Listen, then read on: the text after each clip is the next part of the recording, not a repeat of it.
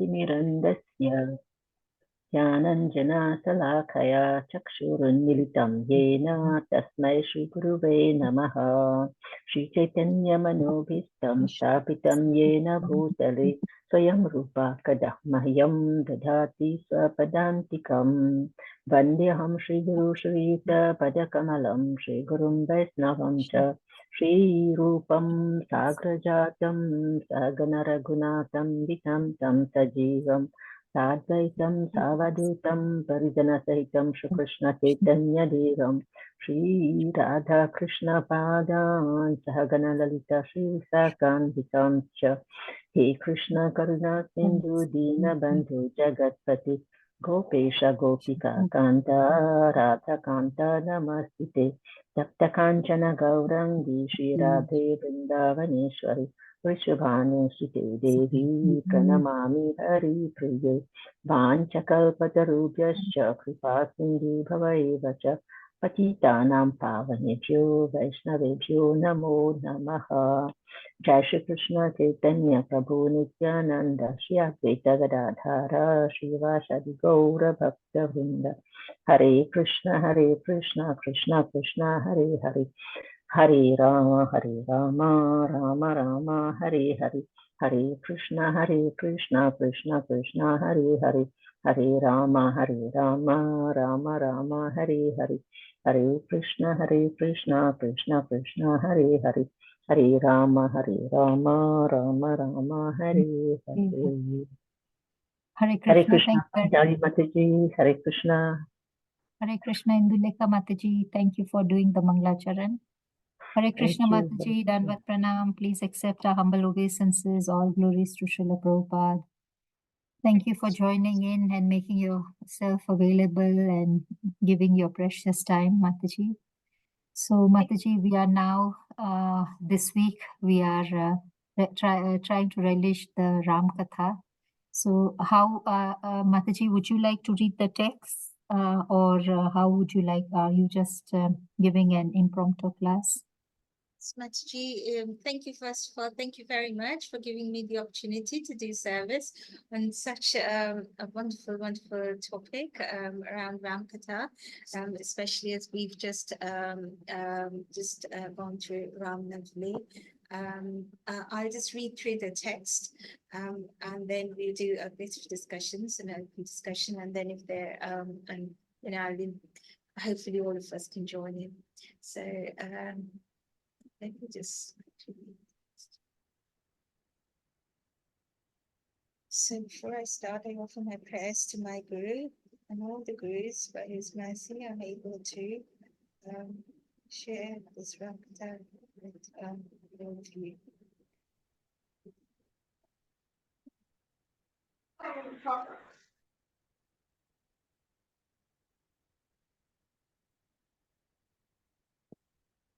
So we are doing text 30 to text 40 today, 10 verses. So text 30, I read. Thereafter, Lord Ramachandra found Sita Devi sitting in a small cottage beneath the tree named Simshapa in a forest of Ashoka trees. She was lean and thin, being aggrieved because of separation from him. Seeing his wife in that condition, Lord Ramachandra was very compassionate. When Ramachandra came before her, she was exceedingly happy to see her beloved, and her lotus-like mouth showed her joy. After giving Vibhishana the power to rule the Rakshasa population of Lanka for the duration of one kalpa, Lord Ramachandra, the Supreme Personality of Godhead, Bhagavan, placed Sita Devi on an airplane decorated with flowers and then got on the plane himself. The period for his living in the forest having ended, the Lord returned to Ayodhya, accompanied by Hanuman, Sugriva, and his brother Lakshmana. When Lord Ramachandra returned to his capital, Ayodhya, he was greeted on the road by the princely order, who showered his body with beautiful, fragrant flowers. while great personalities like Lord Brahma and other demigods glorified the activities of the Lord in great jubilation. Upon reaching Ayodhya, Lord Ramachandra heard that in his absence his brother Bharata was eating barley cooked in the urine of a cow, covering his body with the bark of trees, wearing matted locks of hair, and lying on a mattress of kusha. The most merciful Lord very much lamented this. When Lord Bharata understood that Lord Ramachandra was returning to the capital, Ayodhya, he immediately took upon his own head Lord Ramachandra's wooden shoes and came out from his camp at Nandigrama. Lord Bharata was accompanied by ministers, priests, and other respectable citizens, by professional musicians, vibrating, pleasing musical sounds, and by learned brahmanas loudly chanting Vedic hymns.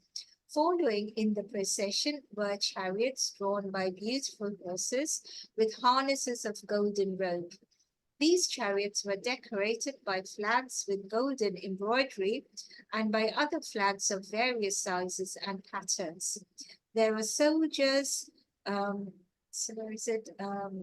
were soldiers bedecked with golden armor, servants bearing betel nut, and many well-known and beautiful prostitutes. Many servants followed on foot, bearing an umbrella, whisks, different grades of precious jewels, and other paraphernalia befitting a royal reception. Accompanied in this way, Lord Bharata, his heart softened in ecstasy and his eyes full of tears, approached Lord Ramachandra and fell at his lotus feet with great ecstatic love.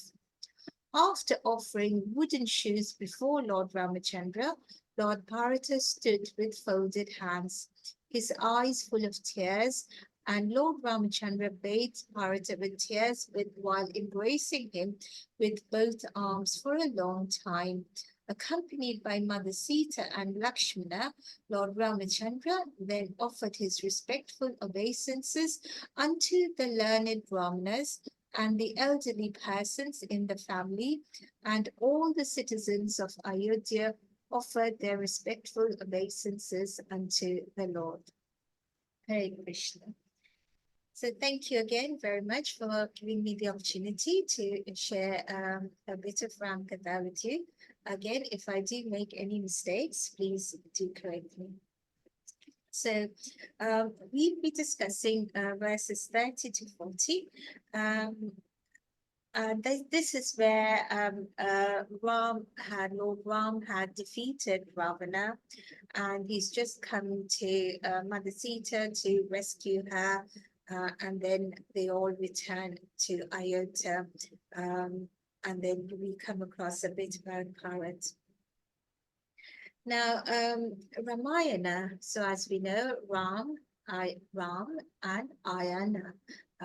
Ram comes from the word Raman, so someone who's able to give happiness to others at all times.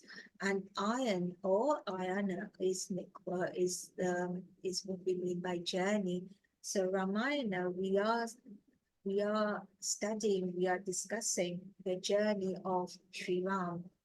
And in this journey of Sri Ram, we come across the Lord Sri Ram, who is the Maryada Purushottam, the perfect, the ideal personality, who has incarnated, the Lord himself, who has incarnated in this material world for our benefit, to give us an example of the ideal person, and how one should live, what one should do, what duties one should follow, the dharma one should follow. And he does so through his entire life, in every single pastime that he does. In one of the classes, I was just hearing Maharaj was talking about giving an example and talking about a pastime where there was this devotee who goes to his guru and says that I want to be in control of the bhutas, the ghosts were able to do a lot of things. If I have, if I have a ghost in my control, then I can do lots of things. I can order that ghost to do everything for me. And what should I do? How can I do that? So the guru says, okay, if that is what you want, Tadasi, okay, you do that. I'll give you the power to be able to control a ghost.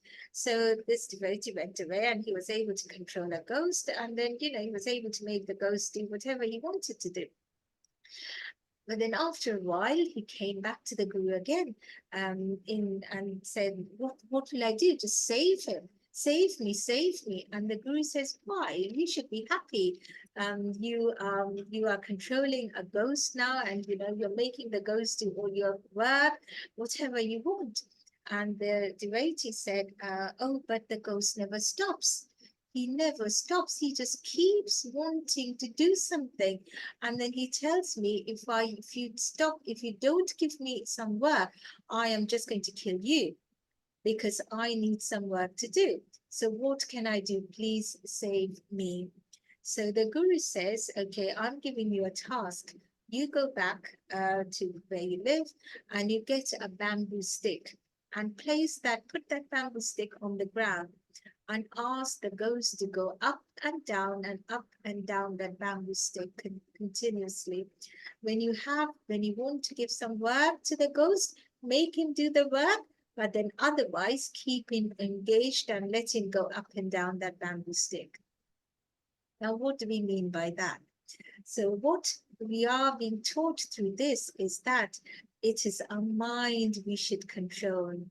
Now, what is that ghost? The ghost is no other than our mind, who is controlling the mind that is continuously controlling us and wanting us to hear to the mind and do all kinds of things, taking us away from the ideal path of living and, taking us away, making us go more and more into Maya. So what we must do is get that bamboo stick for our mind and make that mind go up and down that bamboo stick continuously. And what is that bamboo stick? That bamboo stick is nothing but the names of the Lord, or talking about the Lord, or doing something about the Lord. So if we continuously keep our mind engaged in doing the right by focusing our attention and our mind on the Lord, that ghost or the mind will not be able to take us astray. And this is something which we learn from the life of Lord Rama, where in every single work that he does, every single minute of his life that he stays in this material world, he shows us that never even once for a split second does he steer away from the path of dharma, from the path of the ideal of what we should do, from the path of following the rules and the regulations or that is laid out for us to be able to live in this world in a nice and happy way. And when we see towards the end of verse 40, when he returns to Ayodhya, just how happy that place is, just how happy Ayodhya or our world will be if we are able to follow in the path, if you're able to control our mind and concentrate on walking in the path of dharma at all times, as is shown over and over by Lord Ram. So in the first couple of verses, we see how Lord Ram goes to rescue Mother Sita. Now we see how much are we going to talk about the character of Lord Ram, and from the first up until verse 29, you will have spoken about various aspects of the Lord's character. Now over here, as we see him coming to rescue Mother Sita, we kind of think that he's giving us another example of how he is the Maryada Purushottam. He could easily have married someone else. it wasn't it wasn't unusual for kings at the time to have multiple wives. It was quite popular. So, but Lord Ram, he took the vow of only being with Mother Sita, and he kept to it. It also shows the eternal love story between the Lord and his consort, whether it's Lord Krishna and Radharani, or whether it's Lord Ram and Mother Sita, who is none other than Mother Lakshmi in an incarnation. The separation that is between Lord Ram and Mother Sita is that of Vipralamba. It's in the Vipralamba mood, or there are different types of separations in the spiritual world, which comes from the Ladini potency of the Lord, the pleasure-giving potency of the Lord, and the Vipralamba separation is one of them, where the two lovers are very, very much in love with each other. However, there are challenges for them to meet and unite. So we see in that separation that Lord Ram and Mother Sita had, they were very much, each on their side, they were very, very much missing the other person, and was very sad in their separation. But they could not meet because of the evil in the middle of them, the evil being the Rakshas Ravana. And Ravana, obviously, he represented all kinds of evil, whether it's lust, greed, and any and every kind of possible evil that can be. And we see Ravana as a direct contrast to Lord Ram. There is absolutely black and white. There is all white, and all good in Lord Ram, and it's very, very evil and all dark in Ravana. Then we also see, just before we come to see Mother Sita being rescued, and Lord Ram meeting Mother Sita in the Ashok forest and rescuing her from there. As to why was she abducted, we know you might have discussed about the Maya Sita. I'm guessing you will have discussed about Maya Sita, and that the Sita who was abducted was not a real Sita, but Maya Sita. Although Maya Sita was not very explicitly mentioned in Valmiki Ramayana, it was mentioned in Ramcharitmanas, but not very explicitly in Valmiki Ramayana. But there are vague signs of that in Valmiki Ramayana as well, telling us that the mother who was abducted was actually an illusion, came from Agni. So the whole plan of the Lord was to get rid of the demon Ravana. Now we have read in the Gita that the Lord comes to the material world whenever and wherever the earth is overburdened with adharma. And so the Lord Ram, we see he comes to get the world, get the earth, be rid of the adharmic Ravana. And so it was his entire plan to get Mother Sita be abducted. So, and this is something which he tells Mother Sita, and then Mother Sita, there is, and then Maya Sita, or the illusory Sita, comes out of Agni. So there's a whole pastime around it, which I'm not getting into. But very quickly, when towards the end of Ramayana, when you also hear about Agni Pariksha given by Mother Sita, that is when she goes back into Agni, she walks through Agni. Then that's where the illusory Sita goes in and the real Sita comes out. But that's a whole different thing. But in that separation, we see that as Lord Ram gives us the example of the ideal husband and the ideal Purusha, in her separation and being chaste, Sita Devi gives us the example of the ideal wife and the ideal consort of the Lord. Now, we know that when she was 5 or 6 years old, she lifted the bow of Lord Shiva. And again, we will have covered this in the previous verses. This was before her Swayamvara, and before she met Lord Ram, but she was playing one day, and and there was this. Have you covered this pastime where she picks up the bow of Lord Shiva? You might have. But we can, you can do it again, Mataji. So it's very quickly. So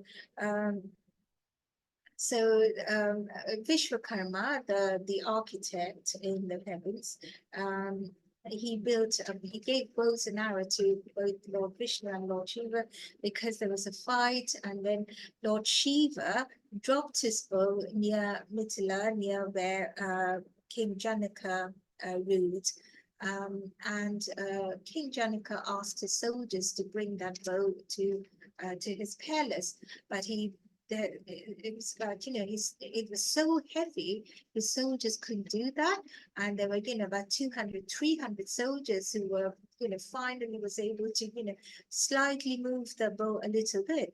Now, one of the days, Mother Sita was playing in the garden, and the soldiers had brought the bow, 300 of them brought the bow somewhere near the palace.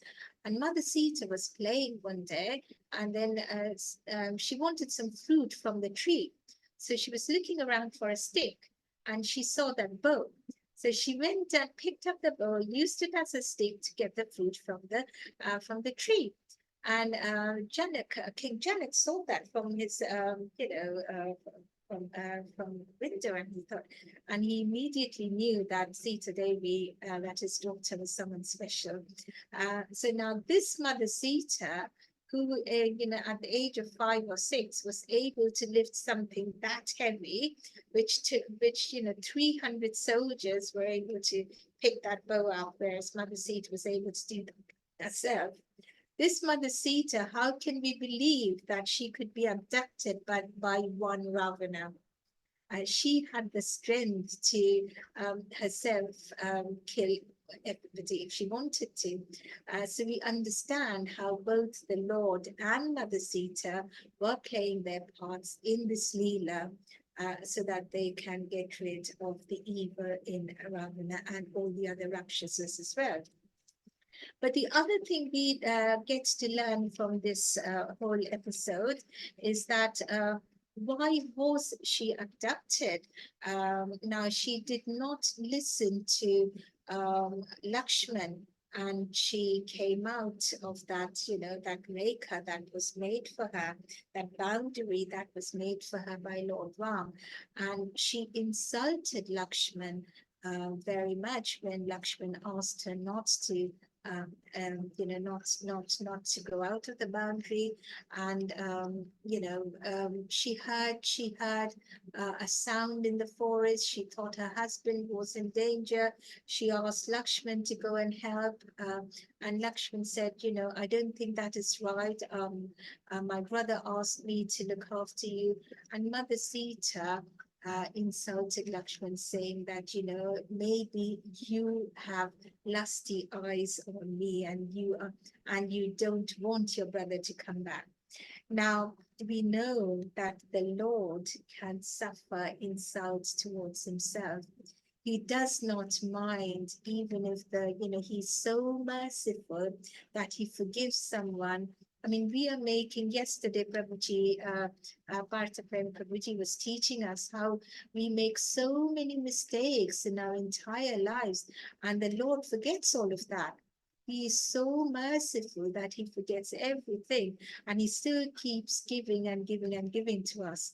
But when the Lord sees that we disrespect his pure devotee, that is when the Lord cannot stop himself. We have seen that in the Kurukshetra war as well. The Lord broke his own vow of not picking up any arrow. When he saw Bhishmadev attacking Arjuna, the Lord picked up the chariot wheel and started running towards Bhishmadev. So the Lord can forget his own vow. The Lord forgets everything when a pure devotee is insulted.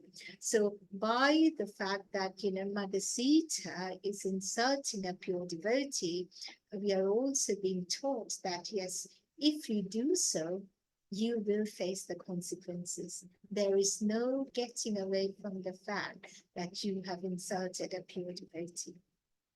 So in that separation we had, all of this, Mother Sita realized her mistake. Lord Ram, in the meantime, he had got rid of the Rakshasa, and then they finally meet.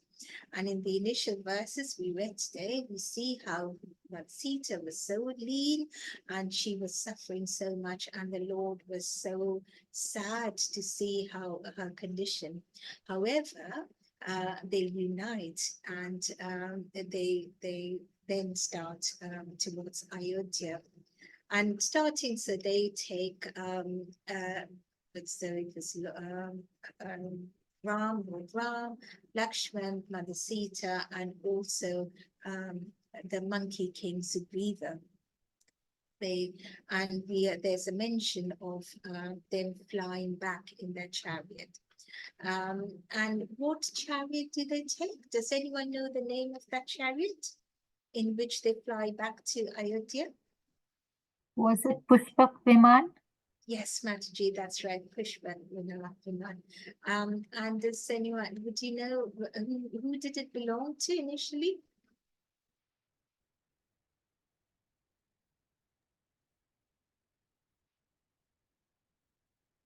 I don't know. Hare Krishna. Hare Krishna.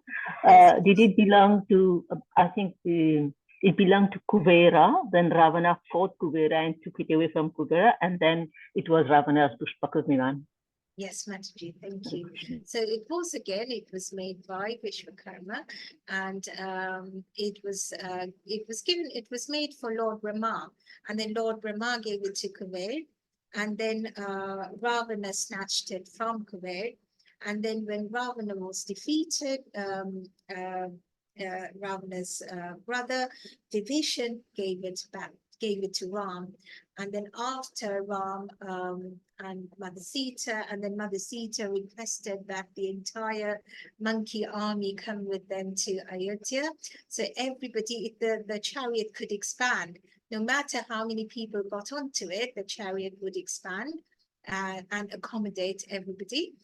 So they all went to Ayodhya. And after they went there, Lord Ram returned Pushpak Viman to Kuber. But because everything is, even the chariot flew by thoughts. There was no driver as such. So the driver was the thoughts of the person who owned the chariot. So by thinking, you could drive the chariot. So Lord Ram told because everything is spiritual, everything has consciousness in the spiritual world, so did the chariot. So Lord Ram told the chariot, whenever I think of you, please come to me. You would know that I will require you then, but otherwise go back to Kuvera. So it went back to Kuvera. So there's mention of how they went back to Kuvera. And now we come to the next few verses where there is description of Lord Rama's brother Bharat. Now, what can we say about Bharat's character? We can say pages and pages and pages on that, okay? Because he's such a wonderful, wonderful character. Now, one very, very important thing we come to learn from these verses is the topic of detached leadership. How and how Lord Ram exemplified that. Now, what do we mean by that detached leadership? Again, I was listening to a teaching by Prabhuji, and he was mentioning that he was doing book distribution in Los Angeles, and he came across a very old gentleman. And the gentleman took a book from him, saw Srila Prabhupada's picture at the back of the book, and then said, "You know what? I know this gentleman. I met him almost 50 years ago when I was a young man." And then he shared with Prabhuji that, at the time there were some, devotees, some monks who came. I was young and they talked to me and they took me to a place. And there was this gentleman, there's this old man sitting at a desk, he was writing. And then he was there writing, and these monks, they went and said, he's a guru, go and sit next to him. He's a special person. So I went and sat because I was very young. I went and sat next to him. And this old gentleman kept on writing. He didn't look at me. I was sitting over there. We were there for about, I was sat there for about, an hour or so. No words were exchanged. Okay. In the meantime, devotees brought him some fruits and some prasadam. And then, and then he had that and he left. And he said, that was the perfect meeting. Now it's a perfect meeting. There was no words exchanged, but he said, I felt a calm. But it took him 50 years. It took him 50 years to hear the words of Prabhupada, because it was 50 years later that he got the message of Prabhupada through that book that he got from that book distribution on that day when he was in, in his old age. So that I mean, we kind of think that we should hurry. We should, we are looking for everything. We are attached so much to everything. But when we look at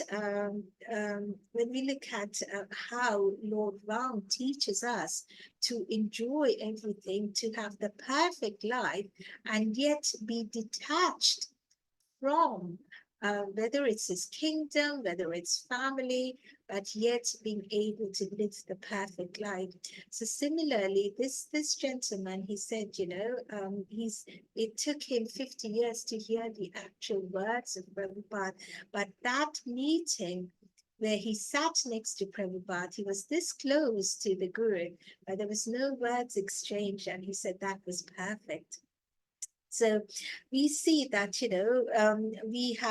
unless and until we have the appetite, the hunger to hear, even if we have deities at home, even if we do a lot of puja, we will never hear the message. So the whole of Ramayana is full of messages everywhere. But unless and until we have the eagerness to understand what Lord Ram or Bharat or Sita Devi or Lakshman is teaching us, we will not have the message be understood. So when Vibhishan descended from the sky, because he was a Rakshasa, he could fly.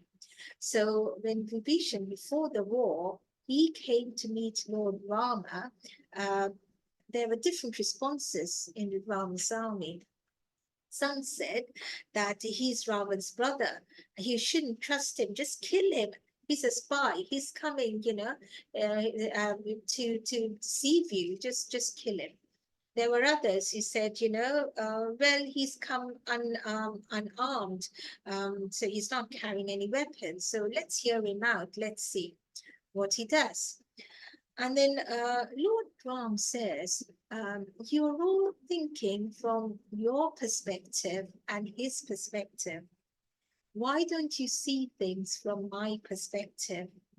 And then he gives that beautiful verse in Ramayana, where he says that if anybody surrenders unto me, it's in Uttarakhand, in Ramayana, in the Uttarakhand, it says, whoever surrenders to me with all their heart, I will protect them with my whole heart. And this is something which we hear Krishna said as well in the Bhagavad Gita, right at the end as well in 1866. Sarvadharman Parityajya Mamekam Sharanam Vraja. Aham Tvam Sarva Papebhyo Mokshasyami Masucha. Abandon all varieties of religion and just surrender unto me, and I shall deliver you from all the sinful reactions, and do not fear. So we see the Lord say the same thing, whether it's Ramayana or it's in the Bhagavad Gita. And so Ram says that as long as somebody surrenders unto me, it does not matter what he does, because I will take care of all his sins. So when Vibhishan descended from the sky, Ram addressed him as Lankeshwar. He said, you are the ruler of Lanka. And then when the people in Ram's army said, but you're giving him Lanka, what happens if Ravan comes to you? You've just said that if someone surrenders unto you, you will give him everything, you will forgive him. So what if Ravan comes and he is Lankeshwar, what will you give him? And then Ram says, I will give him Ayodhya. And then his people said, but what will you give Bharata, who's ruling Ayodhya at the time now? And Ram says, I will give him the spiritual Ayodhya. So he can have that. So his people ask, but what about you? What will you have? And he says, but I don't want anything. Ram says, I don't want anything. I live in the hearts of my devotees. So we see how Ram is very, very detached. A leader has to be detached. A leader cannot be insecure of what he can do.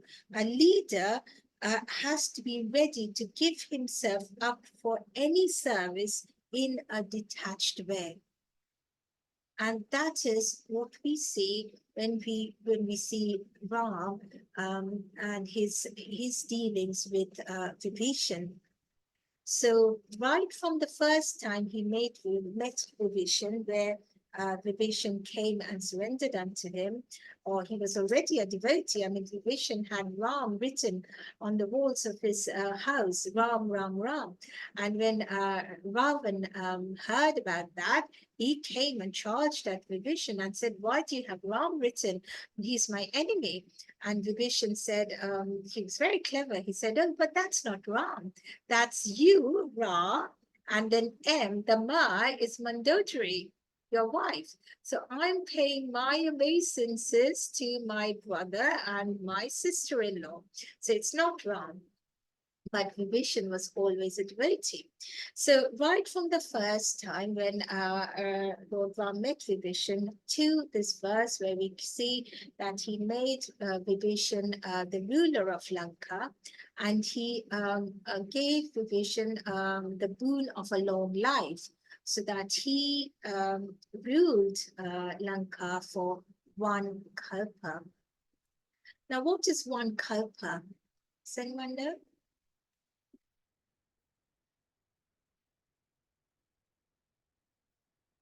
So one kalpa is 1,000, it's a day of Lord Brahma. Okay, it's a day of Lord Brahma. And one kalpa is 1,000 Mahayugas. And what is a Mahayuga? A Mahayuga is the combination of the 4 yugas, Satya, Treta, Dwapar, and Kali Yuga. And we know how each yuga is, so Kali Yuga, I always get the numbers wrong, 4.32 million or billion. I know Leela Mataji corrected me once. And then Dwapar is twice of that, twice of Kali Yuga, Treta 3 times of Kali Yuga, and Satya Yuga 4 times of Kali Yuga. All of that together is one Mahayuga.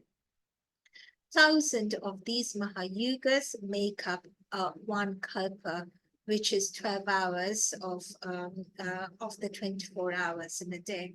And that is the day of Lord Brahma. And we know our Lord Brahma lives for 100 years. So Vibhishan ruled for for one kalpa, and Lord Ram gave him the boon of a long life. So we see that is, and after making him the king, that's when Lord Ram then got onto Pushpak Run, and then they started towards Ayodhya. Now we come across Bharat, and we know from our previous studies, and again we will have covered this as well when you were talking about the four brothers right towards the beginning of Ramayana. You will have covered that, you know, the Lord expands, Krishna expands it to Balaram, and then, you know, there are further expansions, and then there's the expansion, the four expansions of Vasudeva, Sankarshana, Pradyumna, and Aniruddha. And from Vasudeva comes Lord Ram.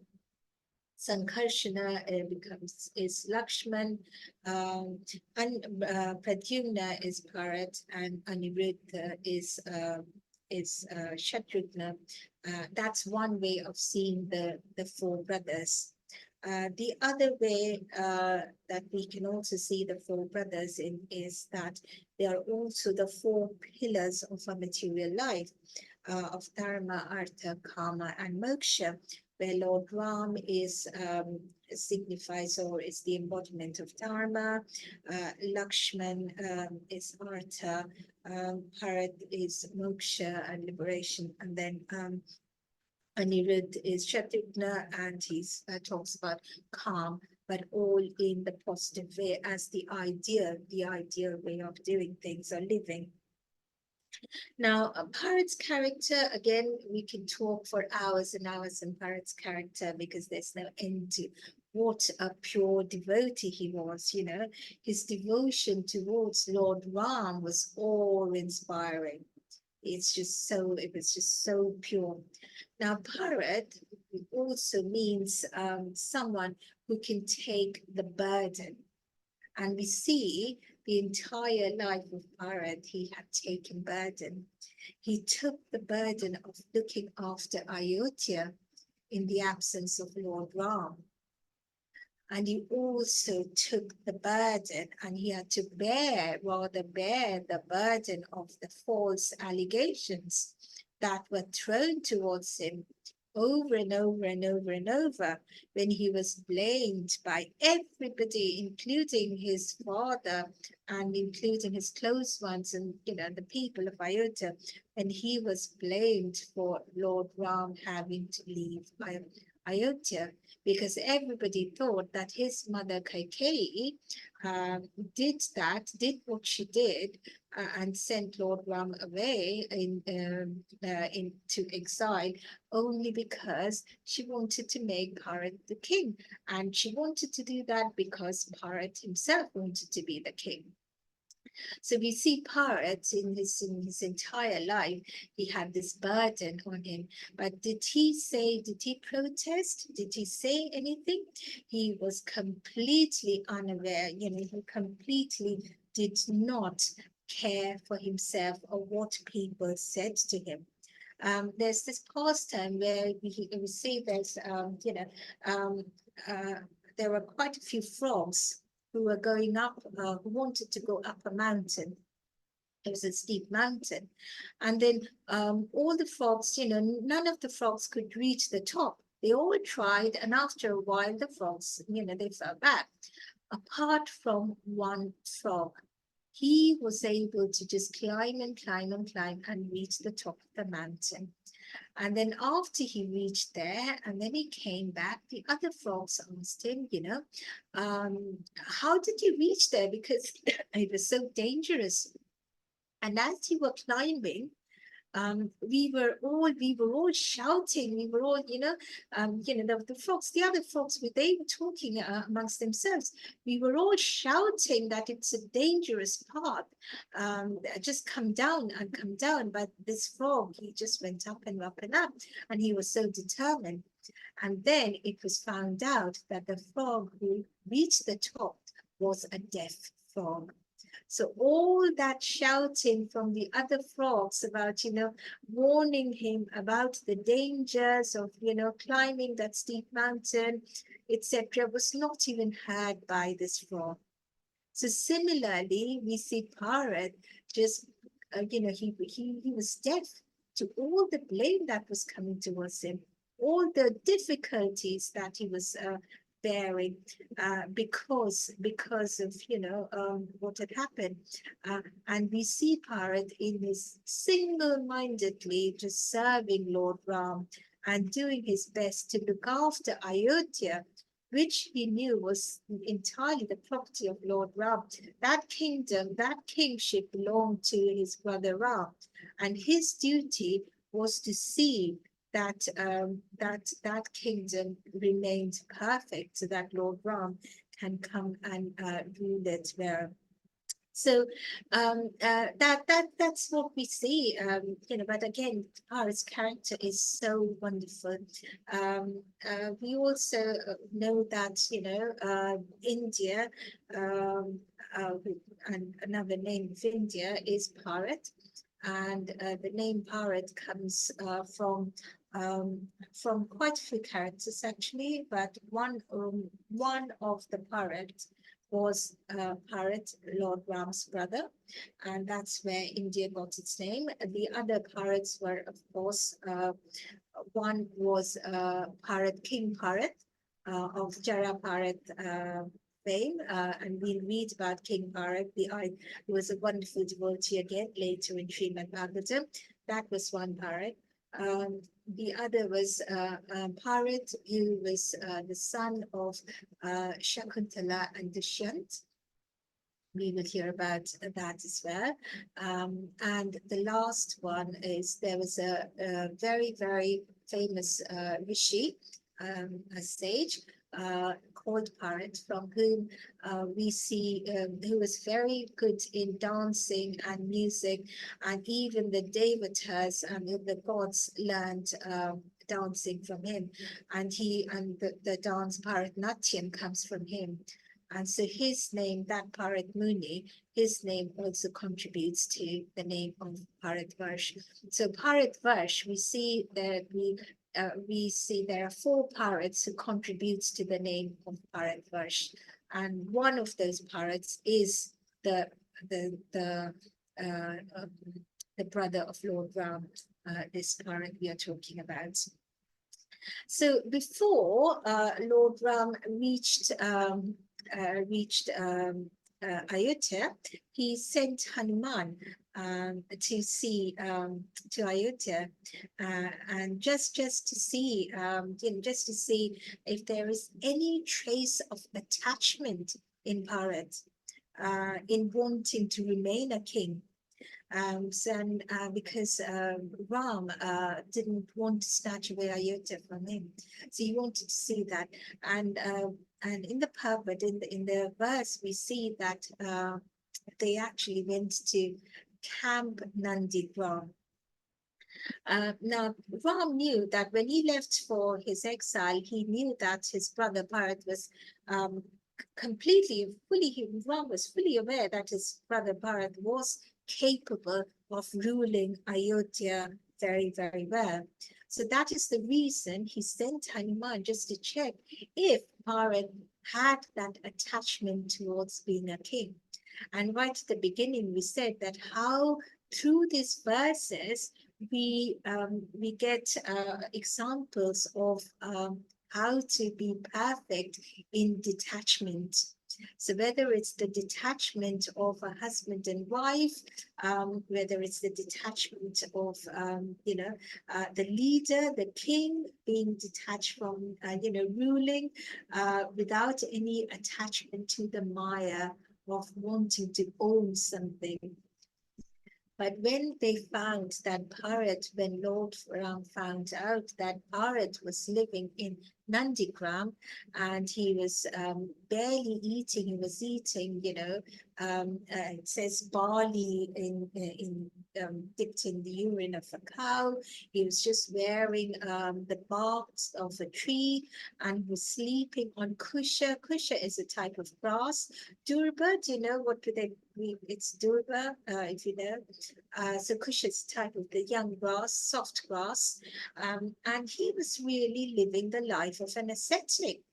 And what had Bharat done? He had put the shoes of Lord Ram on the throne in Ayodhya, and he had set up his base at Nandigram, which is very, very near the which was near Ayodhya, but he managed Ayodhya from Nandigram, and ensuring that everything was going fine.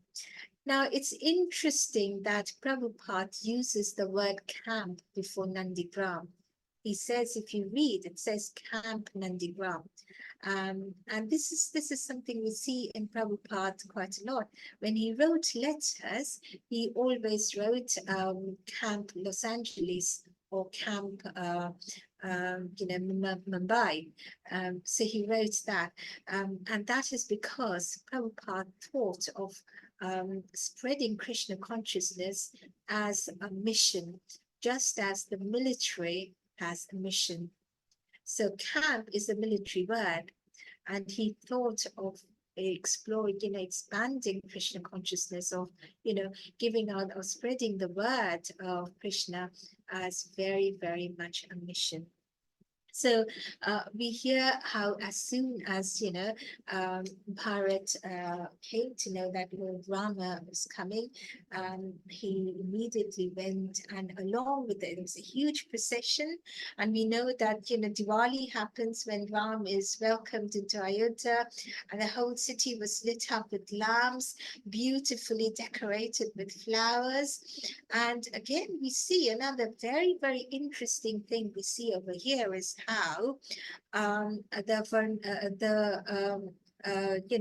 Valmiki Muni is giving us a perfect example of the perfect Varnashram system. And in Ayodhya, we say that when we say Ram Rajya, that's the perfect word, the perfect place to live in. And we know that the Lord, the Supreme Personality of Godhead, had created the Varnashram system, or a system of scientifically dividing the society into the 4 Varnas of Brahman, Kshatriya, Vaishyas and Shudras, and the 4 ashrams of Brahmachari, Grihastha, Vanaprastha, and Sannyas. And the Lord had divided the society into these 4 varnas and the 4 ashrams for the society to function properly. So that everyone knows their own place in society. If nobody has a sense of identity in society, people go astray. But as soon as you assign an identity to a person in society, that you are this person, this is your duty, and this is what you have to do, that person gets a responsibility and acts accordingly.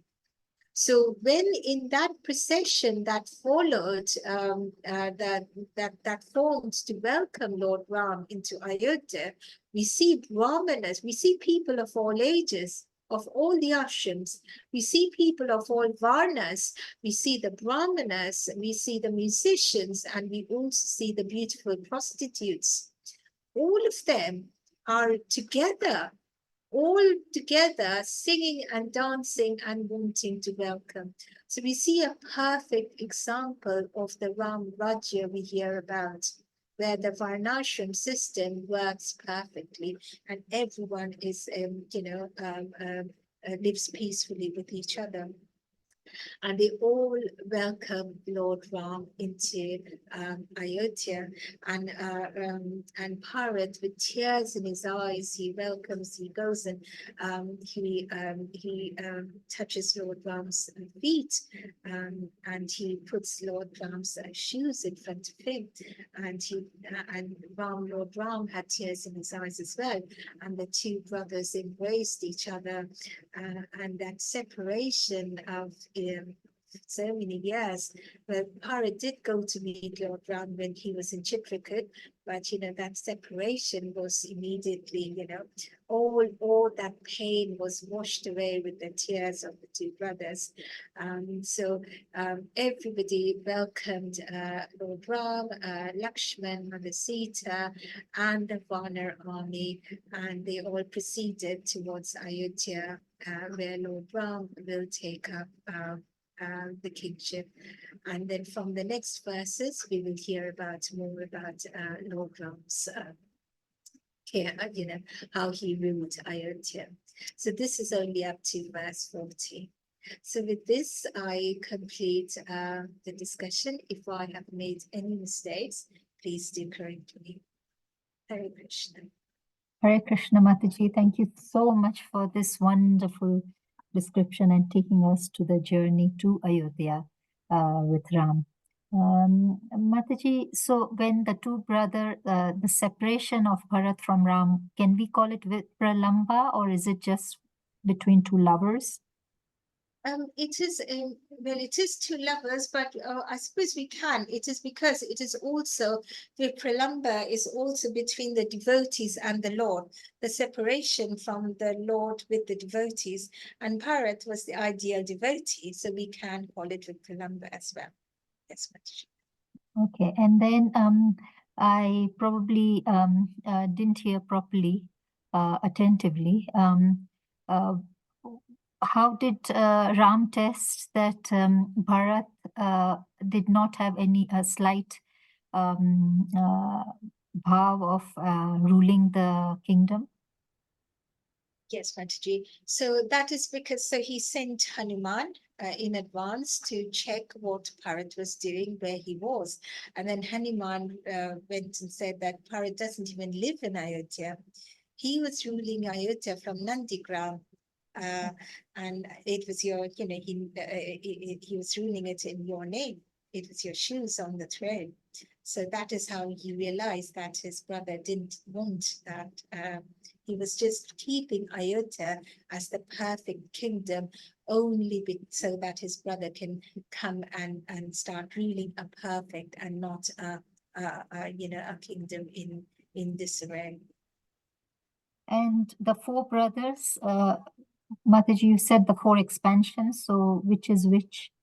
So yes, Mataji. So Vasudeva is Lord Ram, Sankarshan is Lakshman, Pradyumna is Bharat, and Anirudh is Shatrughna.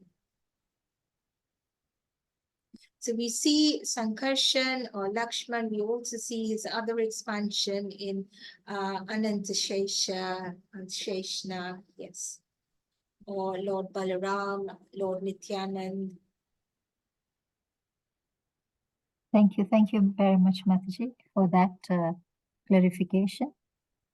Any other questions or comments from the group? I think we are almost about to exhaust our time as well. But Urmila Mataji, you have a question? About the 1,000 years of something I couldn't catch up. Oh, yes. 1,000 years of 4 yugas. So the 1,000 Mahayugas. So one Kalpa. So Vibhishan ruled for one Kalpa. And one Kalpa is 1,000 Mahayugas. And one Mahayuga is all the 4 yugas. So Satya, Treta, Dwapar, and Kali. All the 4 yugas make one Mahayuga. 1,000 of these Mahayugas make one Kalpa. And that is how long Vibhishan ruled. Thank you, Mataji.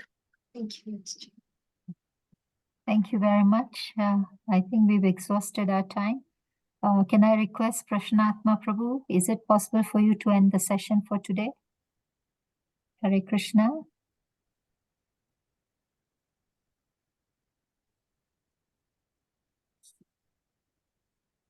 Okay, maybe he has internet challenges. So I can end the session for today. Thank you very much, Mataji. for today's session, and I really liked the story of the ghost. And it's actually the same with me and my mind. And then explaining us about the Vipralamba and how not, and especially a leader, how he should be detached and not be insecure. I think we all are in leadership positions, so I think that was a take-home lesson for me. And the 4 pillars of Dharma, and then the glories of Bharat and how devoted he was to Ram. So bhakti should, we should be following in the footsteps of Bharat probably, and have such a devotion. Okay, so thank you very much, Mataji, and let us all unmute and chant the Hare Krishna Mahamantra in glorification of Panchali Mataji. Hare Krishna, Krishna Krishna, Krishna, Krishna, Hare Hare Hare, Hare, Hare Rama, Hare Rama, Rama Rama, Rama, Hare Hare Hare. Hare. Vanchakalpatarubhyascha kripa sindhubhayeva cha patitanam pavanebhyo vaishnavebhyo namo namaha. Srila Prabhupada ki jai. Grace Panchali Mataji ki jai. Jai. Thank you very much, Mataji, for today's session. All Hare glories Krishna. to the assembled devotees. Hare Krishna. Thank you, Hare Mataji. Krishna. Thank you. Hare Hare Krishna. Krishna. Thank you so much. Hare Krishna.